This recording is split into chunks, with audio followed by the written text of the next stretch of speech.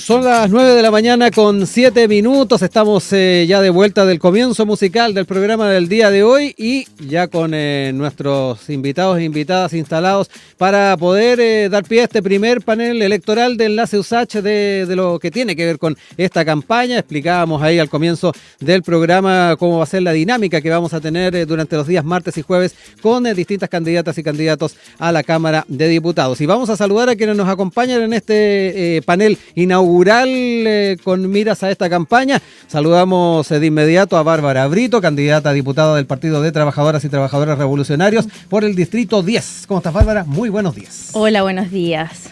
También está con nosotros Isidora Alcalde, candidata a diputada del Frente Amplio, Distrito 11. Bienvenida también, gracias por estar acá. Muchas gracias por la invitación, yo feliz de estar acá.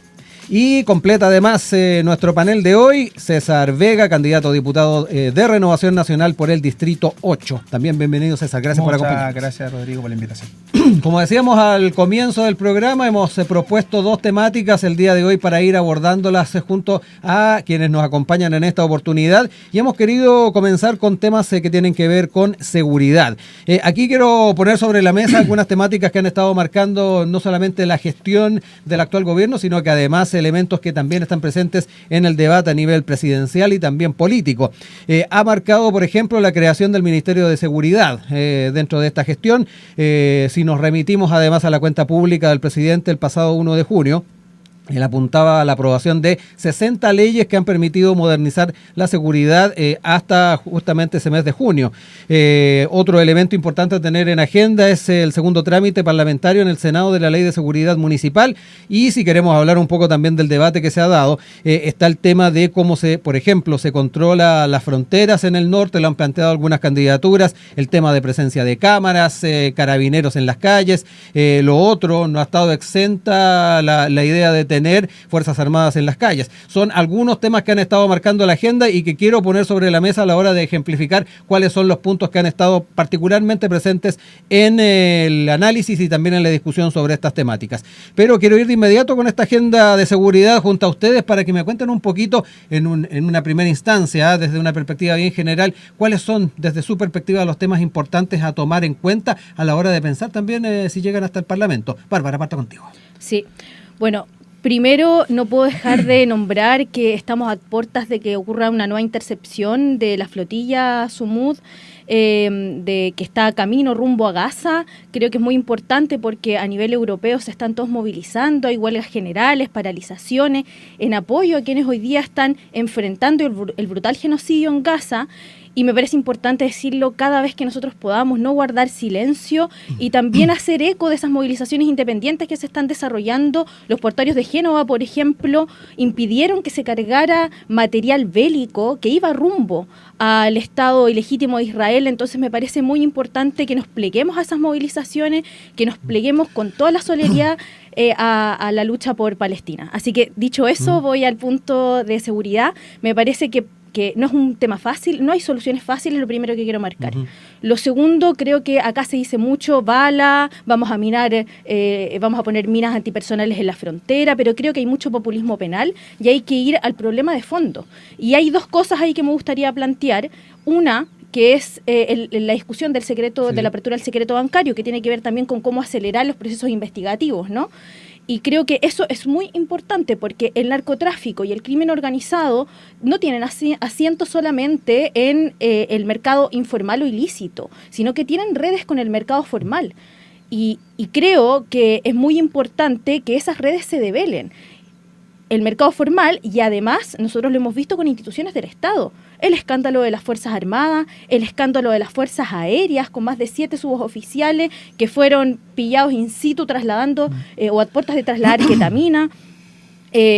También el escándalo de los puertos, o sea, puertos que son privados y que permiten el traslado de drogas. Y después, bueno, el otro tema que es aún peor y más aberrante que nosotros tenemos que poder frenar, que es la trata de personas, que después acá son extorsionados por el crimen organizado y son empujados al comercio sexual, muchos de ellos. Entonces me parece que es muy importante la apertura del secreto bancario. En segundo lugar, la nacionalización de los puertos y el control de los trabajadores, de profesionales, de sus comunidades, de técnicos, para que haya un control efectivo de el puerto, por ejemplo. Isidora, voy contigo también para que me plantees un poquito dentro de la agenda de tus planteamientos, cómo ves también este elemento y además los puntos que planteaba Bárbara. Secreto bancario ha estado en la agenda desde hace bastante tiempo. El tema de los puertos también, de qué manera vamos abordando el tema de la seguridad. Sí, bueno, efectivamente yo estoy muy de acuerdo con Bárbara de que es fundamental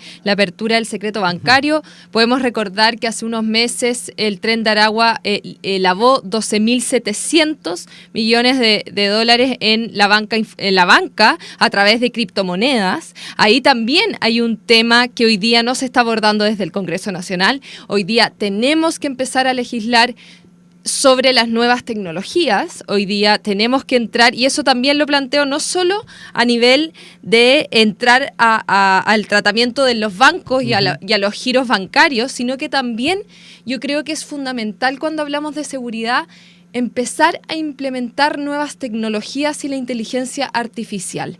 Yo creo que acá hay un punto que es muy fuerte, que, por ejemplo, lo pongo en algo muy concreto. El sicario de Meix se escapó desde Santiago, pasó la frontera en el norte y estuvo en un auto más de 1.000 kilómetros sin que nadie se diese cuenta. Eso es un problema estructural, ese es un problema de que no tenemos cámaras hoy día de seguridad de alta tecnología que hubiesen podido frenarlo. Eso es algo que, bueno, en mi distrito, en Las Condes, como concejala, implementamos muchísimo. Es cierto que significan muchos recursos, pero yo creo que hoy día es fundamental para el país, es la prioridad nacional y de todas las comunas. Entonces creo que deberíamos invertir más en nuevas tecnologías para frenar sobre todo el avance del crimen organizado. Y algo que sí me gustaría agregar también son dos cosas. Primero, creo fundamental el nuevo Ministerio de la Seguridad. Creo que hoy día la gran falencia que tenemos en Chile en temas de seguridad es la falta de coordinación entre las instituciones del Estado. Hoy día Carabineros de Chile, PDI, el Ministerio Público no tenía del todo una buena coordinación y creo que el Ministerio de la Seguridad viene para eso y creo que eso sí debería intensificarse porque mientras más coordinados estén las instituciones, mejor vamos a poder enfrentar el crimen organizado y vamos a ser más eficientes.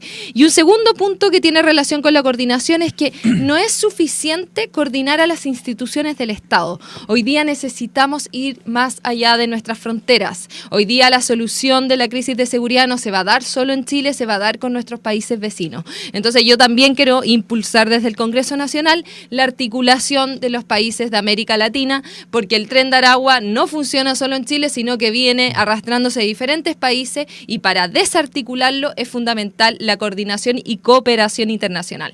César, me quedo contigo también, ir analizando también los puntos que han planteado Bárbara e Isidora y obviamente saber cuáles son tus apuntes en torno a temas de seguridad. Lo que tiene que ver con tecnología es un tema no menor, coordinación también es bien importante tenerlo en cuenta.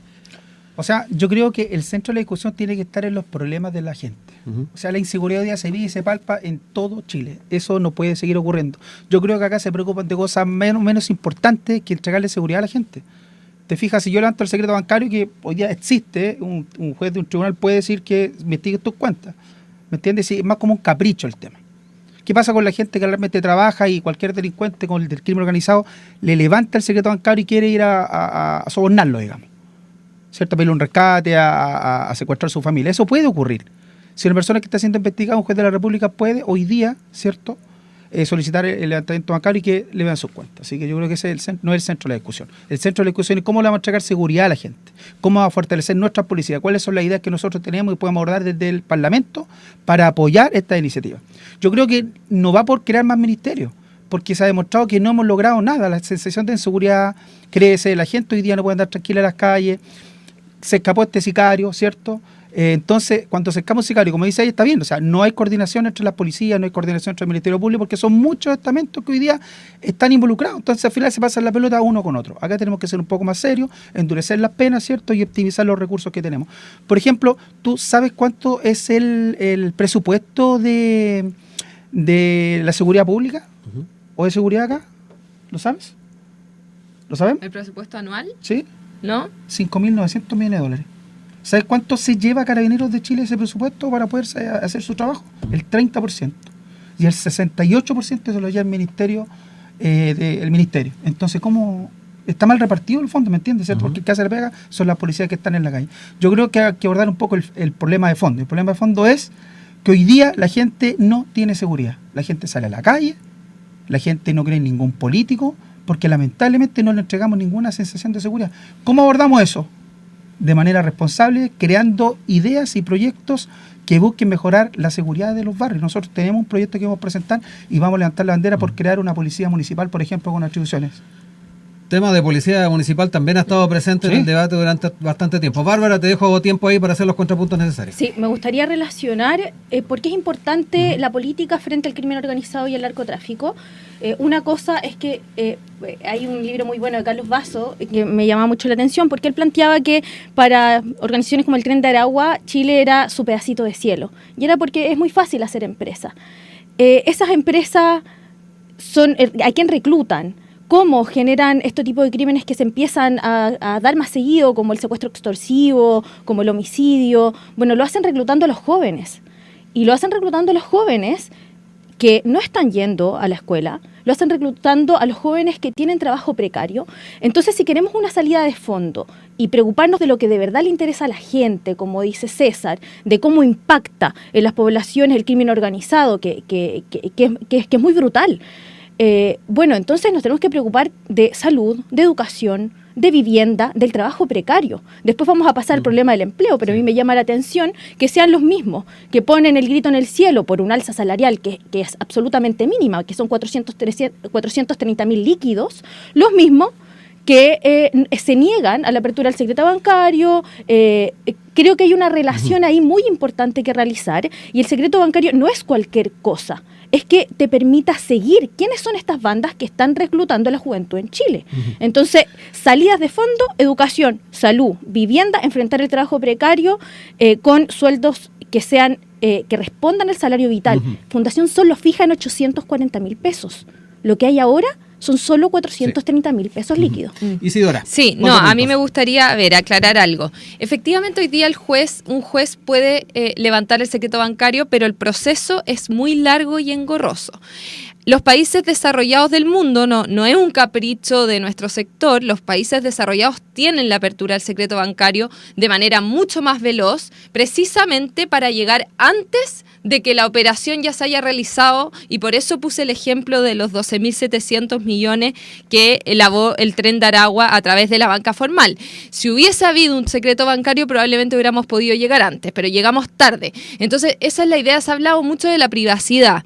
Acá yo quiero ser muy clara. Creo que acá nadie está buscando entrar en la privacidad de las personas, porque eso se ha intentado instalar para estar en contra del secreto bancario. Acá va a haber un cuidado exhaustivo de no entrar en la privacidad de las personas, pero sí necesitamos mayores herramientas para poder enfrentar el crimen organizado. No podemos seguir enfrentando los delitos de hace 10 años, porque hoy día efectivamente son nuevos delitos, y para nuevos delitos necesitamos nuevas políticas. Pero con respecto, yo quería decir, como yo soy ex concejala de Las Condes, tengo también una relación muy cercana con las municipalidades.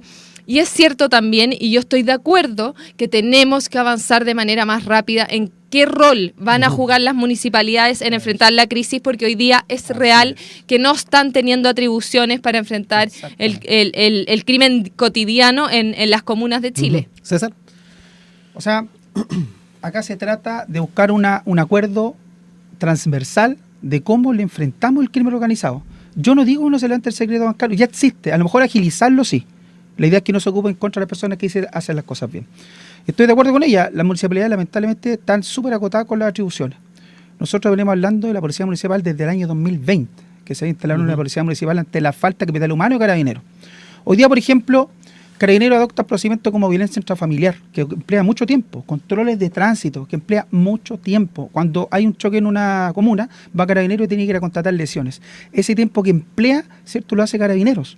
Entonces, si creamos una policía municipal con atribuciones, podemos nosotros hacer todos estos procedimientos que son de mucho tiempo: violencia intrafamiliar, ruido molesto, citación del tribunal, controles de tránsito, para liberar en tiempo a las policías y ellos puedan tener mayor presencia en los barrios. Pero de esta manera podemos agilizar, ¿Te puedo hacer una pregunta? Sí, claro. Que eso no te puede llevar a una escalada de violencia, o sea, No, porque suerte si no. tú vas, o porque se refieren a policía armada, ¿o no? O sea, la idea, No, el camino yo debería creo ir para que allá. eso debe... No, yo no estoy de ¿Pero acuerdo por con qué no? necesariamente armada. No, ¿Por qué yo no? estoy de acuerdo que tenga más atribuciones, pero no necesariamente armas. Es que lo que pasa es que ahí es muy complejo, porque Carabineros de Chile y las Fuerzas Armadas tienen una preparación Sí, previa sí. de cómo utilizar Ya, las perfecto, armas. yo Entonces, estoy en de ese acuerdo. sentido, la seguridad municipal no tiene esa preparación. Entonces, tendríamos que discutir, y esto Es creo, que- a ver, abiertamente, si somos candidatos, creo Sí, que esto lo pero- tenemos que discutir en el Congreso Nacional con técnicos, que efectivamente nos recomienden Sí. hasta qué punto la preparación de ellos es justa No. para poder enfrentar Pero yo esta... te hago una pregunta. Carabinero está preparado, tiene una preparación militar, ¿cierto? Claro. ¿Tú sabes cuánto se prepara un carabinero para poder salir a la calle? ¿Sabes cuánto? ¿Cuánto estudia un carabinero? varios años Un para año. eso. No, pero pasa No, un pero- proceso pero no, largo. Pero el pues. proceso, po. Sí, Ese es po. el proceso. No, sí, el problema Un año. en realidad no es o sea, técnico. Dame un segundo. No es un superhéroe que tiene una preparación No, de 20 años sí, para poder estoy usar de un arma. acuerdo. Es una persona de carne y hueso que ya tiene una preparación militar y puede usar armas. Sí, yo ahí quiero Yo hacer no un digo- punto, porque dame un segundo. Yo no digo que no. Y esto basta con una moción de un diputado para que se pueda presentar y nosotros le ponemos los roles y lo que van a hacer. Pero hoy día la falta de capital humano en Carabineros hace que la gente y el crimen organizado perfectamente se pueda organizar Falta y cometer dotación. delitos. Falta dotación porque saben Sí, mucho sí. más que nosotros y ocupan todos los elementos de la ley para su favor. Y de la tecnología como la inteligencia artificial. Sí. Tú le preguntas a la inteligencia artificial, sabe qué está haciendo un carabinero, cuándo entra, cuándo sale, cómo funciona, en qué horario están. Entonces nosotros tenemos que tener mayor presencia policial y esto lo podemos hacer perfectamente con una policía municipal con atribuciones. Sí, yo quiero hacer Sí. solamente un alcance, porque creo que me ubico en otro lugar en este debate.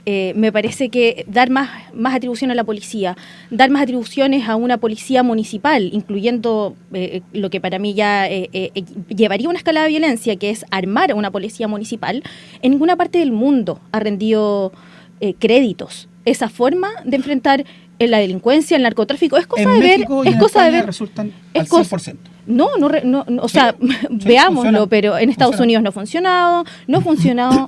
Lo que ha sucedido en México, por Estados Unidos ejemplo, funciona todo, amigo. es que se ha relacionado el enfrentar a la delincuencia y el narcotráfico con militarizando, por ejemplo, más fuerzas armadas. Y lo que sucede es que se han corrompido esas fuerzas armadas, se han corrompido las supuestas fuerzas que tienen que servir para enfrentar el crimen pero ¿qué vamos a organizado. hacer? ¿Nos vamos a Entonces, quedar quietos? no, yo creo que ¿No tenemos que hacemos nada al avanzar. respecto? No, yo creo que tenemos que avanzar. Yo lo dije, apertura del secreto bancario, Pero si el eso problema no- eso no estructural de los soluciona el problema de puertos, fondo. seguir, sí, porque son grandes empresas, No, son no verdaderas soluciona el problema de empresas fondo. transnacionales y tenemos que atacar el negocio. Sí. Atacando el negocio, creo que además no hay soluciones fáciles. Fortalecer las soluciones preventivas, salud, educación, vivienda. Quiero poner sobre la mesa otro tema a propósito de lo que tiene que ver con seguridad. Sabemos que tenemos las gobernaciones regionales que están a la expectativa de que se le entreguen mayores atribuciones. Están las delegaciones presidenciales que asumen las labores de seguridad y estamos en el escenario de este Ministerio de Seguridad también con la figura de los secretarios regionales ministeriales de seguridad. ¿Cómo ven el tema también de potenciar los temas de seguridad entregándole más atribuciones eventualmente a los gobiernos regionales? Isidora. Sí, a ver, yo creo que en general en la crisis de diferentes temáticas se aborda muy bien desde la gestión municipal y regional. Que las decisiones se tomen en Santiago de lo que va a pasar, de lo que se va a hacer en Atacama o en la región de Los Ríos, evidentemente te genera un problema porque hay descoordinación, que es un poco lo que hablaba al principio, y también no tienes conciencia y no tienes una cercanía a la realidad regional que sí tienen los gobernadores. Así que yo siempre he creído que hay que fortalecer el rol de los gobernadores regionales, siempre he creído también de fortalecer el rol de las municipalidades, porque estoy segura que los cambios se van a dar desde los gobiernos locales. Entonces, en ese sentido, estoy de acuerdo con que hay que darle más atribución a los gobernadores regionales. En ese sentido, yo hago una autocrítica, creo que los delegados presidenciales topan un poco en el trabajo con los gobernadores regionales y creo que una propuesta de gobierno nuestra era eliminar los delegados y creo que tenemos que seguir avanzando en esa materia. No lo hemos hecho aún y creo que sí tenemos que avanzar en esa materia para que los gobernadores tengan más atribuciones. César. Sí, yo estoy totalmente de acuerdo. Los gobernadores tienen que tener más atribuciones porque son los que están más conectados y tienen un arraigo a su región.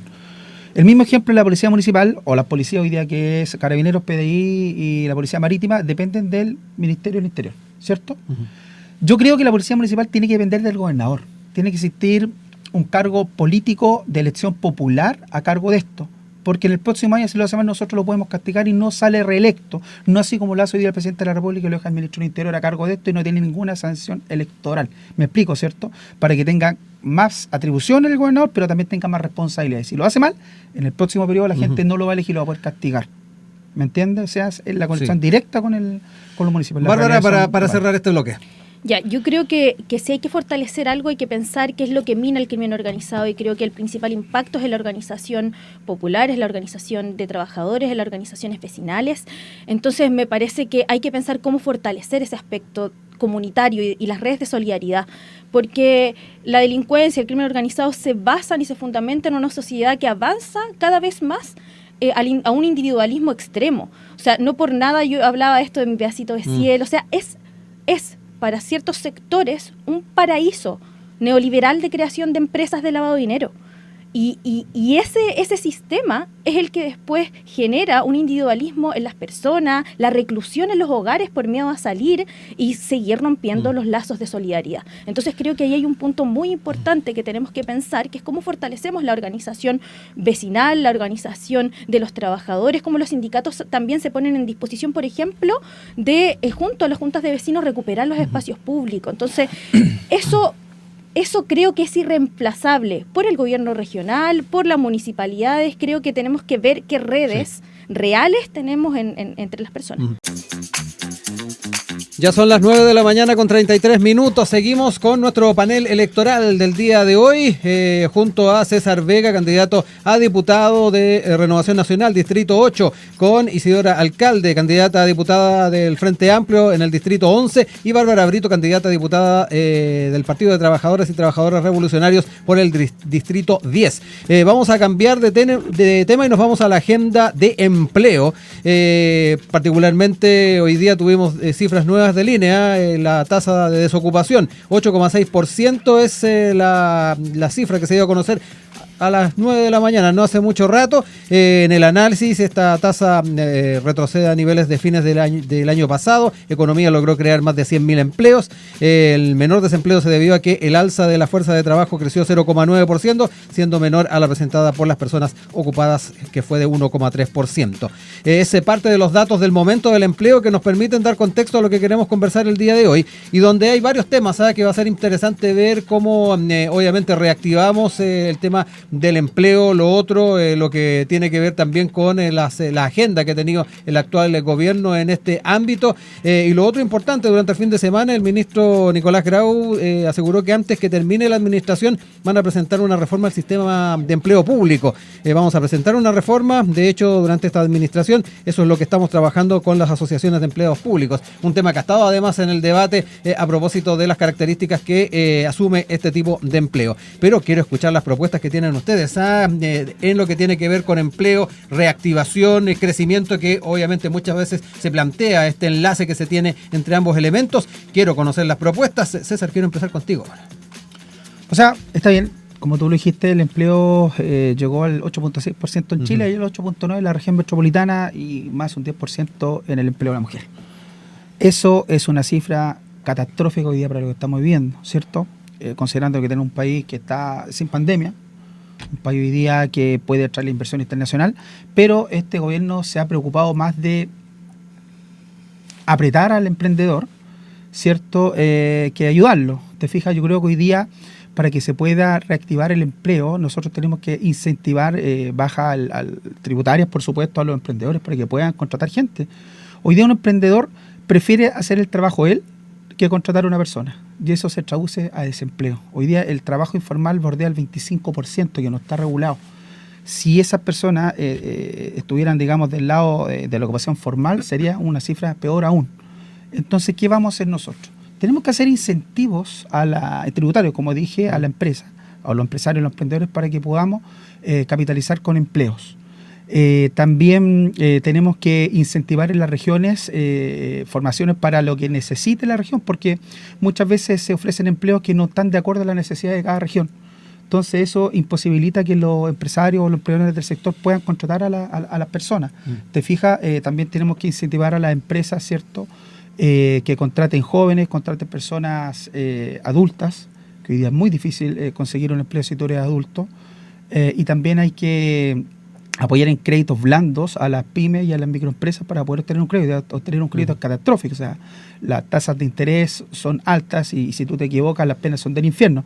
O sea, todo este mecanismo imposibilita que las personas que dan el trabajo puedan ofrecer empleo, porque acá la gran industria no es la que se llama la mayor cantidad de empleo, son los emprendedores y las pymes los que capitalizan los empleos. Es más del 70% de los emprendedores y las pymes. Entonces, si los vamos a apretar, de ninguna manera vamos a poder mejorar los empleos. Isidora.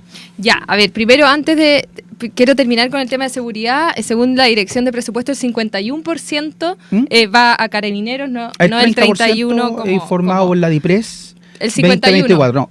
Por la DIPRES el 2024 lo puedes revisar. Por la DIPRES sí, lo revisé recién, por eso lo digo. Por eso te digo, ya, bueno, pero con respecto al empleo, a ver, primero decir que no estamos en una situación catastrófica. Es importante entender el contexto mundial. Hay guerras actualmente. Salimos de una pandemia hace un par de años. Y eso es muy importante y muy relevante verlo y analizarlo, porque también esta cifra viene arrastrándose de la última década. En los últimos 10 años, efectivamente, con un crecimiento económico que no ha sido el esperado, está directamente relacionado con el desempleo. Pero sí, obviamente, es una preocupación. Para mí y para nuestro sector es evidente que tenemos que seguir trabajando en esta materia y sobre todo yo creo que tenemos que poner énfasis en los cambios demográficos y de tecnología. Hablaba de esto sobre todo en temas de seguridad, creo que acá también ha cambiado mucho el mundo laboral.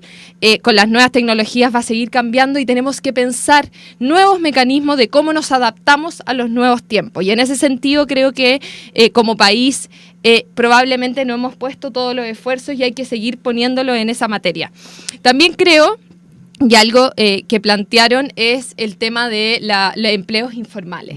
¿Ya? No da lo mismo que empleo estamos generando, ¿ya? Y en ese sentido yo creo que no nos tenemos que regir solo por cifras, sino que también por calidad de empleo. Y ahí estoy muy de acuerdo también con lo que planteaba Bárbara, de que hoy día tenemos que generar empleos que permitan tener una calidad de vida digna, ¿ya? Y en ese sentido, este sueldo mínimo que hoy día estamos planteando desde nuestra candidatura de 750.000 pesos, viene a poner un piso de lo que creemos que es el mínimo de que un día una persona puede tener una vida relativamente digna. Yo estoy en la calle permanentemente en esta última semana y la gente me cuenta y me dice mucho que la vida está muy cara, y eso lo sabemos todos. Entonces también, ¿qué tipo de empleos vamos a ir generando y cómo esos empleos van a permitir que las personas puedan tener una buena calidad de vida? Y con esto cierro. Hoy día también, ayer se dieron a conocer de UNICEF porcentajes y montos de cuánto vale tener un hijo hoy día. La baja tasa de natalidad en Chile es una de las más bajas del mundo, y entonces uno de los grandes motivos de la investigación es precisamente que hoy día los jóvenes no quieren tener hijos porque creen que es inviable con su vida en términos económicos. Entonces también tenemos que generar, y en ese sentido para mí una gran lucha que quiero dar es la sala cuna universal, porque creo que son cosas que te permiten tener una buena calidad de vida. Bárbara. Bueno, creo que es un problema importante. Se ha abierto todo un debate nacional que relaciona el alza salarial a el desempleo. Creo que ese es un dogma histórico de parte de todos los teóricos economistas neoliberales que fue debatido desde Keynes en adelante. Entonces, primero desbaratar ese dogma. El alza de salarios no redunda naturalmente en desempleo. Lo que sucede es que evidentemente se encarece el costo del trabajo y por tanto disminuye la rentabilidad de los negocios. Entonces, evidentemente hay que pensar en el problema de los créditos usureros de los bancos para las pymes. Eso sí.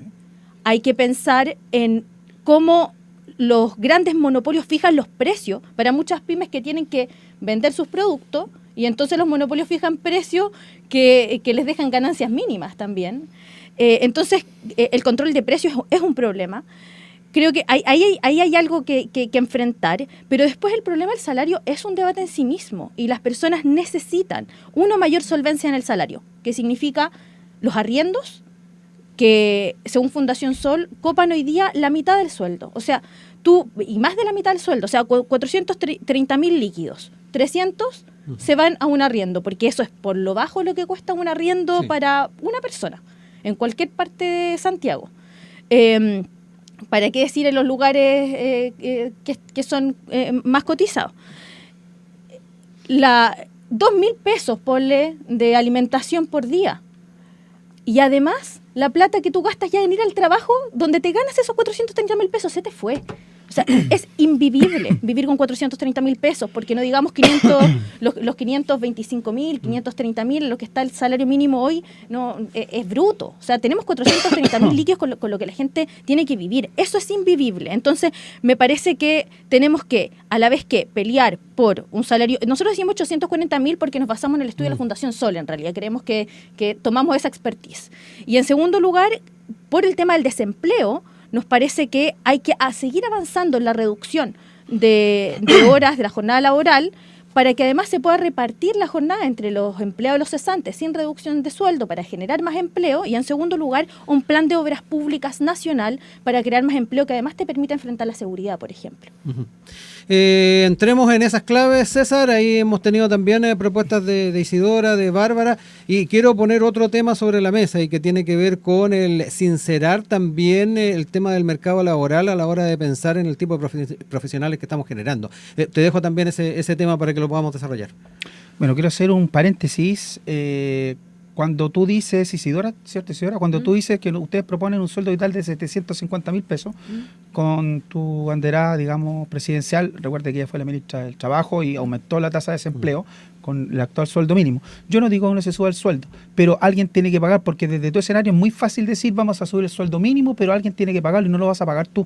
Ni tampoco lo vas a pagar tú ni lo vas a pagar yo, lo van a pagar los emprendedores y los pymes de este país. Haber subido el sueldo mínimo aumentó la cesantía del desempleo, ¿cierto? Yo no digo que no se suba el sueldo, lo que digo es que tenemos que ir paulatinamente apoyando también a los emprendedores. Los sueldos que tú dijiste, perdón, los créditos que tú dices usureros, por supuesto, tenemos que acompañarlos en este proceso, pero no sacamos nada con subir el sueldo si el mundo sigue caro. El kilo pan, el aceite, la harina, todas esas cosas son súper caras. El arriendo. Entonces, si vas a subir el sueldo mínimo, va a subir también la demanda de todos estos costos básicos que uno tiene que vivir. Entonces, ¿tú sabes cuánto es, lo puedes buscar, cuánto es las personas que ganan el sueldo mínimo? En comparación con el 100%. No, ¿cierto? Alrededor del 12, el 13%, lo puedes buscar. ¿Cierto? ¿Y qué tiene que ver eso Tiene con que la ver discusión? porque el discurso populista que somos el sueldo mínimo es para las personas que hoy día están ganando un poco menos, que yo creo que pueden ganar más. Pero ¿qué pasa con la persona que gana más que el sueldo mínimo? Que es parte del 87%. No tiene considerado, ¿no? Es que todo, nadie, claro. no lo dice. No. Mínimo, Usted en el programa, Yandel Jara no habla que sea paulatino con las personas que ganan más, habla solamente y se enfoca en el sueldo mínimo, porque es una promesa popular. Pero ella no lo va a pagar, ella aumentó el desempleo. Dejemos espacio ahí para Isidora y Bárbara para que hagan los contrapuntos. A ver, primero, yo creo que siempre es importante analizar el contexto nacional e internacional. En este caso, el nacional, hubo una inflación tremenda. Cuando asumimos el gobierno había una inflación que efectivamente eso generaba lo que estamos hablando, que el arriendo era muy caro, que el pan estaba muy caro y todo. Eso fue una decisión, o sea, el proceso de inflación se dio por los retiros, está hiper comprobado, y por varios procesos que se dieron post pandemia. Entonces, en ese sentido, es transversal. Los retiros fueron apoyados de manera transversal. Entonces, a lo que voy, hay fenómenos nacionales e internacionales. Y voy a poner un ejemplo internacional. Trump hoy día está proponiendo, y puede ser posible, todavía no está 100% cerrado, pero puede ser que se ponga un arancel entre el 30 y el 40% al cobre.